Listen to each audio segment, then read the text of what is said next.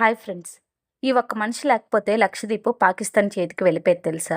ఎవరా ఒక్క మనిషి తెలుసుకునే ముందు ఈ ఛానల్ ఫస్ట్ టైం చూస్తే ఈ వీడియోని లైక్ చేయండి, అలానే సబ్స్క్రైబ్ చేసుకోండి.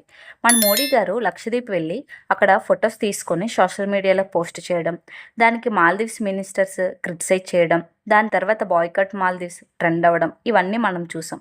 అసలు ఈ లక్షద్వీప్ ఐలాండ్స్ పాకిస్తాన్ చేతికి వెళ్ళిపోయేవి. మన దేశానికి స్వాతంత్రం వచ్చే టైంలో లక్షద్వీప్ ఐలాండ్స్ చూసినట్లయితే 90% పాపులేషన్ ముస్లింలే ఉండేవారు.